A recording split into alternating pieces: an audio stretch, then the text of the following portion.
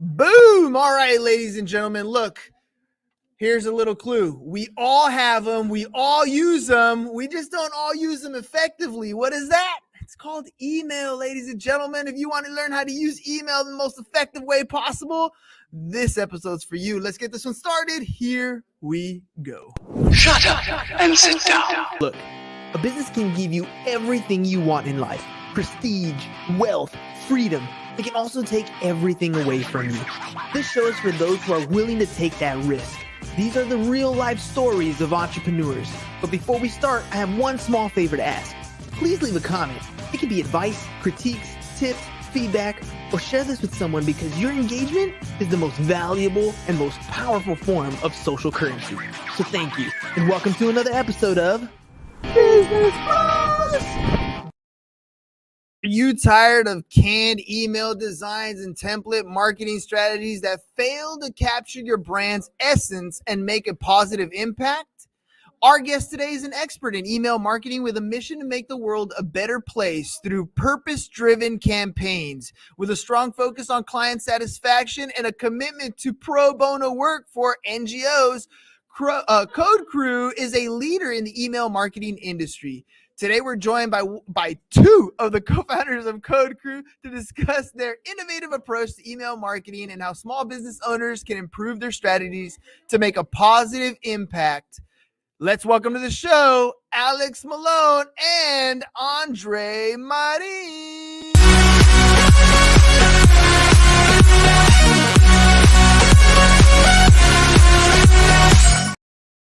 All right, guys, welcome to the program. Thanks, man. I think I just went deaf a little bit. It's great to be here, though. That was quite the intro. Jeez, you weren't lying when you said fire. I feel like our backgrounds need to have that moving, flaming fire from now on. All fine colors. There you go. We'll throw it back on just for you guys. Boom. There you go. Flaming the whole way through. All right, fellas. Well, let's do this thing, man. Email addresses, like I said right before the show started, we all have them. We all use them, and we all kind of suck at using them. There's a time when I first got into business, I started doing mailers, and I got my company into it's a penny saver here in Southern California. And basically on Tuesdays, we get all this junk mail, and that's where that's where my flyer was in. And I feel like for the most part, when people have email campaigns, that's what it's like on a daily basis. I know I filter through my emails and delete most of the stuff that comes through. You guys are here trying to make a difference and making our campaigns a little more purpose driven. I'm going to go with, I'm just going to call on you guys. I'm going to start with Alex. Tell me a little bit about how you guys got into this space and why emails. Yeah. So, we've come a long way since we had the penny saver days. Man, you actually made me think back to when I was like 5 or 6, really dating us there. But yeah, as far as how we got into email, man, it's a long love story between Andre and I. Sorry, we probably shouldn't make that too public, should we? Either way, you gave me the wink. I think we're all good. We both just kind of stumbled into it in our own different ways, very different ways, I'd say. So myself, I was really into marketing. I had just come fresh out of school, didn't really know what to do. Got a chance with an email marketing agency and came to really, really love it. It's a nerdy as heck profession, which is fantastic for myself and Andre as well. Not to throw him under the bus and call him a nerd or anything, but right. All right, Andre. Now you got to defend yourself, bro. All good. 100%. I think stumble upon it was probably the perfect definition here. I started out coding emails, and then all of a sudden I found myself in kind of a technical role. And if I'm being completely honest, when I applied for that job, I wasn't even sure what I'm applying for in the first place. And I kind of found myself dealing with all these really amazing tech requests that came through all sorts of different brands, some of the best out there. We were basically the last line of defense when it came to these guys' email program, and nobody really knowing what to do with pretty sticky situations related to either segmentation or deliverability, or why exactly are we not hitting X type of inbox, or what's happening with the promotions tab on Gmail, and all sorts of really interesting questions like that. That's always one of the biggest problems I feel we have. I know, for example, we use email campaigns all the time, whether it's, hey, reminding you that your appointment's coming up, to this is what products or services that we're offering. And I'm always worried about, did my stuff end up in spam? Why do I have an email score? What does that even mean? What do you mean I have too many images? I start getting blocked by certain email servers. So walk me through this. If I'm a client coming to you guys, what's the process like for creating an email campaign that aligns with my brand's purpose, but actually reaches an inbox that people can look for? Let's say I'm gonna go. Yeah. Who wants to start that one? All good, all good. I think we can probably pick them randomly. So, yeah, honestly, amazing question. First off, we take a pretty tailored approach to every single client that comes in. We take a lot of pride in the fact that we actually customize absolutely every single strategy for that particular business model. And we kind of try to go above and beyond to understand the business model through and through. And so, for instance, I think this is kind of the oldest and most dangerous or the biggest danger in the industry, actually, the fact that a lot of people kind of tend to think that email marketing is easy and anybody can do it, right? You take a template, you plug it in, and boom, you've got an email going. But more often than not, you're going to find that you actually screw up your deliverability, or you do damage to your email program one shape or form if you don't really know what you're doing in there. So we take a lot of time to actually understand the audience. We do a ton of A/B testing, so not a single email goes out of our hands without an A/B test associated with it. We truly try to understand who the audience is. And, after doing this for a couple of decades combined, just between Alex and myself, and now we've got a team of roughly 40 that's highly trained and backing us up with all of the client needs. But yeah, it's basically a lot of benchmark data that we use, things that we kind of have a knack for, we kind of know what works, and then a ton of A/B testing to fine tune and hone in on your audience and what they want to receive, and try our best to give them more of what they actually need, not what you think they would need or what we think they would need, right? We kind of let them decide for themselves and give them more of that. Yeah, that makes a big difference. I think understanding your audience and knowing what they're looking for will increase the chances that they're even going to look at your email, open your email, or take whatever action that you have inside that email. So let's talk about how do you measure that success rate beyond, of course, click-through rates or open rates? We love those things, of course. But for example, I know that when I was reading Russell Brunson's book, he often said that the size of your email database should be roughly about your income level on a month-to-month basis. So it's like $1 per email if you're doing email marketing correctly. So how do you guys measure an email campaign to be successful beyond those click-through and open rates? Ooh, that's a great question. So actually going back to the quote you just took, so I wouldn't really say that there's one general way of knowing what is good and what is bad. It really depends on the program, depends on the client.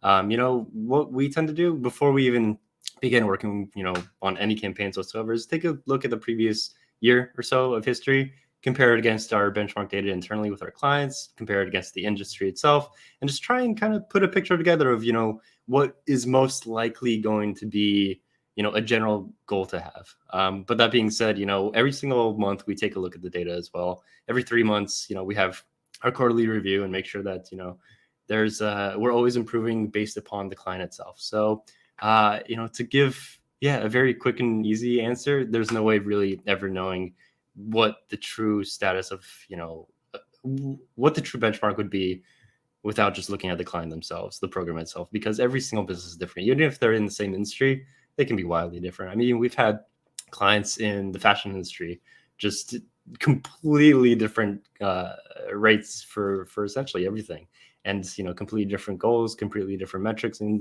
completely different ideas for success as well.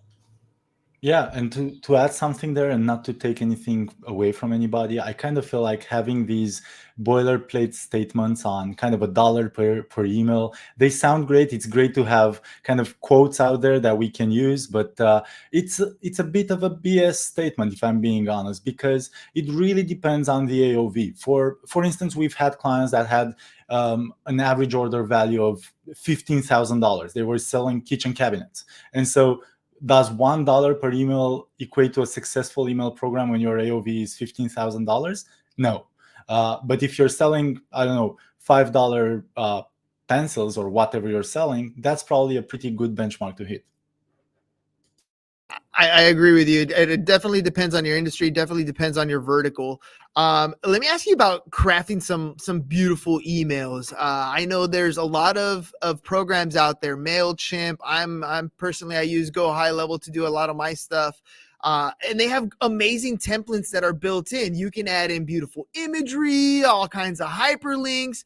But I've noticed some of the more successful email campaigns that I tend to open don't actually have those things. They kind of get straight to the point in the subject line. They give me what I need in the subject, and then I'm like over here taking action. My stuff can look super beautiful and it gets no results. How do I kind of balance the two, or what do I do if I'm trying to create a campaign? And I think the best way to kind of answer this is through story, right? Sometimes the book knowledge doesn't sound as good as somebody who's actually done it. So if you guys could walk me through like a client that maybe had a more positive impact on redesigning their email campaign for an audience, that kind of it would be kind of cool. Really interesting. So, do you guys are you fine with quoting kind of brand names on the show, or Yeah, should totally I? okay. Okay, cool. So Fine this by one me. client that we've worked with for I think over 3.5 years now, and the program has been wildly successful. They've been acquired in the meantime by a much bigger brand as well. They're called Oru Kayak. They sell foldable kayaks. Really awesome product. And you know, when we joined them, they were doing exactly what you were quoting earlier, kind of using a builder, dragging and dropping things, adding beautiful imagery, and that was kind of the email, right? But to our mind, and we've A/B tested the heck out of the approach as well, because I'm going to be honest with you, it would have made our business a lot easier if we could have used the builder ourselves. We actually go ahead and we custom design every single email that we send out there in Photoshop. We have a full-fledged design team, and it takes a lot of work to put those emails out there. And as I was saying, it would have been a lot easier the builder way, but we have found that there's a limit to how well you can tell a story when using boxes basically to build your design. And so we are literally starting from the strategy and content associated with that one campaign and building out a very highly focused email design that's built out specifically for the content of that one email. And we know kind of how to build that email's flow so that your eyes as a potential purchaser go to the right places. And you know, you brought up a very valid point when we were opening the show here about how busy inboxes get nowadays. So we kind of feel like when you do get somebody's attention on your email, you want that email to shine like the brightest star. You want to make sure that you give your audience a reason to open your emails again and again and again. And let's face it, we as human beings are kind of attracted to beautiful things. So why not make that email design the best version of your brand's representation that it can be, right? It's all about brand awareness and perception of the brand as well. If your design is sloppy, what can your kind of your email audience expect from your product when they do commit to a purchase, right? To add on to your little story with Oru Kayak, actually. So, you know, the design matters just as much as the content within the email. Having a funny little approach at the beginning when we started working with them, I remember their welcome series, I think it was, had just tons of imagery of dogs on kayaks. It was hilarious and adorable. I mean, the content, you know, definitely drives you there, but the design just, you know, wasn't at the caliber that it should have been to really drive people to actually care about the kayaks themselves. I mean, sure, I'd love to have, you know, got a dog from Oru Kayak, but you know, there's so much more that the design really has to speak to aside from just the content itself. So that was a fun one. And you know, after we did unfortunately remove the dog, it was a really cute one, but improved the design. We saw just a huge lift. So you know, it really is a whole package when it comes to design. Yeah, and oftentimes it's the design, right? It's catching the human eye. The dog's great, but it's not really going to do the conversion that we're looking for. There are a ton of mistakes that business owners make in business in general. And when it comes to email marketing, I think there's even more mistakes that we make. Some of them we don't see because we hit the send button and we're not noticing the bounce rate. We're not noticing how many are going to spam. We're making all kinds of mistakes that way. But there are other mistakes, like things that are missing in our email campaigns that should be there almost legally sometimes. What are some mistakes that you see business owners make when it comes to their email marketing that could potentially be super risky, but also maybe hurting them on their bottom line? Ooh, I'd say the big one really is if they sell in international markets. That could be a huge issue. You know, we have CASL, GDPR, LGDP, and you know, if you don't get that double, you know, opt-in in some areas, if you don't get, you know, the proper consent, you could be up to your neck in fines. I mean, I think it's like 46,000 per contact that complains with GDPR, if I'm not mistaken. I could be wildly off. It's been a while. Thankfully, we've never had a single client even, you know, get into those hot waters, just because, you know, one of the things that we first do when we onboard a client is, you know, make sure everything is tight and legal. It's not worth the potential issue there. As far as other things that could land you in hot water, in all honesty, I feel like almost every single ESP out there nowadays forces you to include, you know, the proper legal requirements, at least for the US, in the footer, so on and so forth. So thankfully, that's no longer an issue. I know it was way back in the day when we were younger, but no, they've helped us all out to a degree there. What about those For those sure. businesses that are And getting started and they're just in that Gmail space, right? They don't use a MailChimp. They're not using something like a Mailgun, and they're using just their Gmails, but they're sending out hundreds, maybe thousands of emails. What do you tell them? Stop. It's probably the first thing. And then get an ESP. They're not that expensive, and it's so worth it. You can track your data, which you can't if you're, you know, emailing like your grandma is with forward. Here's my business and my pitch. You know, they're at most a couple $100 a month for someone small, even less than that in most likelihood. And it just, again, makes everything so much simpler. You can see the data. You can segment. You can do so much more that it's just worth your while. It's the amount that it'll save you in time is very much worth the cost. So stop doing that, guys. Yeah, we love our Google, we love our Gmail, but it's not the most professional thing that we got to use. Although I still use mine to respond to a lot of stuff. Everything gets forwarded, and I don't know. I know it's not the best, but it's always in that one place. So let me. Okay, so Alex, you gave me that look, right? And so I have a lot of stuff forwarded to my Gmail. That's where I tend to respond from. What mistake am I making? Why'd you give me that look, man?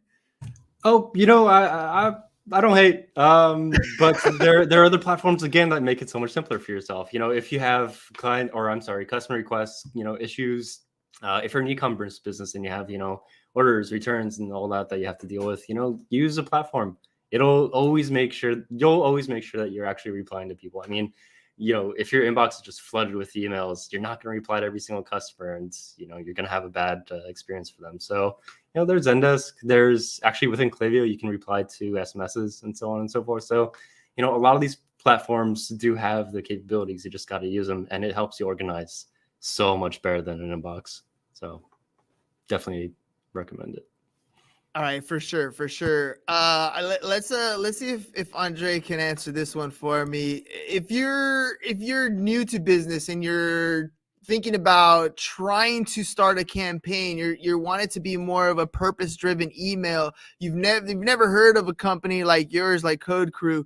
What's some advice you would give to a business to kind of create purpose-driven emails that are great for campaigns, that give you good open rates, that will help that business kind of develop that relationship with the customer through email? Man, talk about throwing me under the bus with that question, right? But jokes aside, you know, I think I would probably start at square zero, basically telling folks that you should not attempt to buy a list. We've seen so many things happen throughout the past, again, as I was saying, roughly 10 years each. A lot of people try to go out there and purchase contacts or get their hands on some contacts one way or another. Big no-no from kind of a legal standpoint. and then honestly it doesn't work either, so it's not worth the risk. So make sure that even if you have like 50 subscribers, write an email for those 50 subscribers, try to get something out there. A second mistake that we see is that a lot of brands actually kind of wait until they have X amount of subscribers before they start sending. And this is a really dangerous pitfall for a lot of brands, because let's say they have 5,000 subscribers as a mark. How long does it take you to get to 5,000 subscribers as a brand new brand? If you don't assign a ton of budget to PPC, it might even take you 6, 8, 10 months to generate at least that big. And so by the time that you actually hit that X on the map that you've outlined for yourself, 50% of your list is already kind of dead in the water and not interested in your product anymore. So guys, if you have 50, 100, 75 contacts out there that are not just your mom and your sister, get something going, send something out there that's gonna hopefully be engaging enough for them.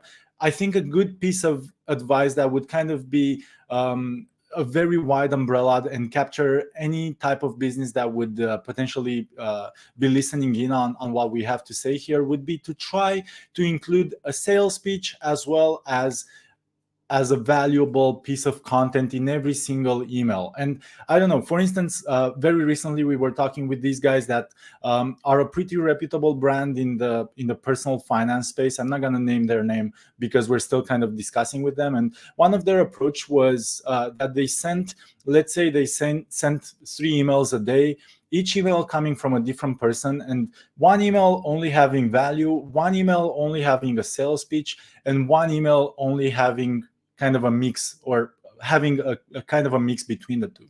But what you do with that is kind of training your audience wrong, because if somebody picks up on that pattern, they might only start opening what they care about, which is obviously the value, right? So don't do that. Make sure every single email has a good mix of them both. Now, obviously, if it's Black Friday, nobody will care about your blog on why you should change the baby's diaper 3 times a night. Just give them a BOGO and get out of their faces, because they've got money to spend. But for basically the entirety of the rest of the year, you should make sure that every single email offers your audience something they are genuinely there to get. If you are a clothing brand and you only send kind of SKUs to your audience, I mean, surprise, surprise, some of them might kind of enjoy seeing the SKUs, so they might be on for, let's say, a couple of months, but eventually you wear them out. Pun unintended this time. Make sure that you offer them some sort of value as well, not just those SKUs. Good. I'm always a fan of good puns, by the way. Those are great. All right, let me ask you. I know that when it comes to social media, for example, we love engagement. We love it when they hit the like button. We love it when they hit the share button. We love it when they have a comment. We love all those different aspects on social media because it helps us grow. The algorithm likes the interactions that we're getting. What about an email? Should I be searching for something the same way when I'm developing email campaigns? Should I be looking for engagement in a similar way when I'm sending an email campaign like I would on a social media post?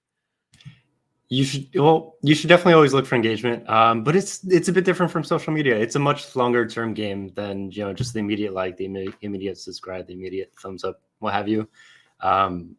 It's also not too difficult either. It's not too complex. So, you're just looking for the engagement that you're testing for more often than not. So, if you're testing subject lines, you want to make sure that, you're seeing good open rates in one version versus another. If you're testing creatives, you want to make sure that the click-through rate is good. So those are the 2 biggest metrics that the bulk of our clients are looking for, especially when they come in the door. Obviously revenue is a big factor as well, but you always want to make sure that, you're getting some kind of engagement whatsoever in what you're testing. So again, whatever you're doing differently this time, make sure that, it's actually proving some sort of lift. So I'd say again, click rates, open rates are the biggest factors that you'll oftentimes see. That being said, Apple threw us all kind of a curveball a couple years ago with iOS, I think 14, maybe 15 iOS update. There are too many iOSs nowadays. So you can't have the insight that you previously could. That being said, with some platforms, you can still kind of finagle your way into getting some sort of glimpse into what exactly is happening. So it's a little bit of a secret sauce that we have. I'm not going to go too in depth into how you can track that, but there are always ways to track these as well. Where there's a will, there's a way. I mean, that's how it works. All right, let's talk about emerging technology. Let's face it. I'm in a classroom, and when I showed my students ChatGPT, they about flipped. I was like, you're never going to have to write an essay again. There's a lot of teachers on campus that hate that thing, right? They don't love it, but I know that it's a tool, and it's a tool that can be used to help you become more creative, to be more effective in a lot of these things. I know there's all kinds of extensions that help you write emails. Google just launched Labs within its own documents and Excel spreadsheets, all that stuff. So how are you guys staying up with trends, and how's it helping you, especially when it comes to the email marketing industry? How is Code Crew adapting to these trends or utilizing them? Oh, so I'd actually say that we're kind of bucking the trend a little bit. We've tested out some copywriting with ChatGPT. That being said, more often than not, the copy it's not quite there yet. So I think that there is definitely promise in the future. That being said, when we've tested our copywriters versus ChatGPT for the same prompts, the copywriters win hands down every single time. It's no competition for now. That being said, we're still looking into it, still seeing what we can do to go ahead and improve. But I personally don't think it's there quite yet. And then things like Midjourney always leaves like an extra hand in the design, so we're not even going to touch that. It makes a big difference, man. Like, I don't know. The creativity side of it, I feel like it's also a tool for those who are good ad copywriters already. Like, I know for a fact that sometimes I'll sit down and I draw a blank. You have that writer's block, but this tool can help you kind of unlock that, give you some ideas, point you in a direction that maybe you didn't even think was possible. I mean, again, it's not the end all be all. And that's what I try to explain to my students, right? It's not a put in a prompt, get the answer, copy and paste. It's a tool to help you finesse and create something that's even better than you would have in the past. Are you guys at least using it like that? Oh, heck yeah. I mean, it's a great idea engine. Like you can throw something in there and you'll just come back with an answer that you hadn't even thought of. So it definitely helps you stoke the fire, to say, but it's not something we quite use as like a final product by any means yet. All right, well, let me ask you guys, we're getting close to low on time here. You guys already shared a ton of different things that we can use to help make our email campaigns better so that we're kind of legally and compliant. And even some of the things that we probably shouldn't be doing, like using your Gmail. But but I want to make sure that you guys also get time to kind of plug what you guys do. So walk me through, if people are interested, what's it like for a customer to come over to Code Crew, and how can they get a hold of you guys? Oh, just go to our website. It's I think it's scrolling at the bottom of the screen, codecrew.us. Scroll all the way to the bottom, you'll see all our socials, or go to our contact page, reach out to us. And actually, if you mention the Business Bros podcast, you'll get 10% off our services. I mean, we love hooking up people who are interested in, such awesome companies such as yourself. So yeah, always happy to help those guys out. We also have a fun new vertical that I'd love to touch on, just because it's brand new. It's coming out. It's like a Tinder for brands. So I feel like, just that alone is as good as it gets. Okay, interesting. You piqued my interest. What is it? Tell me about it. Right. So it's called Crewnity, Crewnity. Essentially, it's just a brokerage for brands. If you have, if you want to grow your list and do it in a proper, meaningful way, make sure you have more than just your sister and your mom and the 50 other people randomly that got in there. Partner with a brand. More often than not, there are other brands in the same space or related space that you can definitely, help push each other up through. So that's a quick little sneak peek into Crewnity. There's definitely a lot more to learn. Dre, I don't remember if we have a website live for that yet. We definitely have a landing page for that, so you guys can definitely check out our website, and we have a landing page specific to how to grow your email list, which Crewnity kind of covers. And yeah, long story short, it's just brands coming together, collaborating to help each other out, not just push product to each other's audiences, but also make sure that there is some amount of migration of those audiences between each other. So check us out. We're going to be more than happy to give you guys a bit more context on what it looks. Yeah, at the end of the day, that's what it's about, right? You have to build that list, and there's different ways to do it, but lead magnets are almost always the best way because you're exchanging value for their contact information. And sometimes as a business, you just don't have a good lead magnet, but when you partner with another brand that does, both teams tend to benefit. And I think what you guys are doing is great. Tinder for brands. I don't think I'm gonna ever live that one down. That was good. That was good. All right, well, fellas, thank you very much for coming on the show today. I got one more question for you. I told you guys at the beginning that we create short form clips of content by taking this long form piece of content and chopping it up into small pieces. So my question to you is, what was your experience like creating long form content with the Business Bros? This is a lot of fun. I'd do it again. Yeah, great time. Can we do this every week? How's that sound? And if we can have a short form snippet that covers Alex getting this red, I would love that. And I will obviously make sure to spread it across every single social media platform that I can find. That's it, right? There we go. Look at how he's blushing already. That's what I'm talking about. He started blushing the moment he said Tinder for brands. Like, that's it. That's when he started blushing at that point. All downhill from there.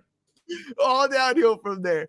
All right, guys. Well, thank you very much, ladies and gentlemen. Codecrew.us. Look, email can be boring, and you just sat through a 30-minute episode that wasn't boring, and it was all about email. I mean, how else are you going to get Tinder for brands on this thing, right? So make sure you guys check them out. It's codecrew.us, codecrew.us. Make sure you guys pop on by, improve your email campaigns, because at the end of the day, email's not dead. That's where you're going to make your money, a lot of it, because you get to follow up and offer, bring value to your clients. That's where it's at. So make sure you guys check your inboxes, do your email marketing correct, and check out codecrew.us. Thanks, guys, very much for coming on the show. Ladies and gentlemen, we'll catch you guys on the next one. Peace, and we're out.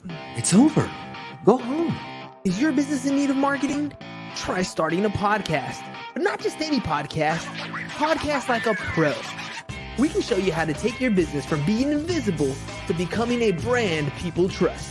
Go to www.businessbros.biz to get started today.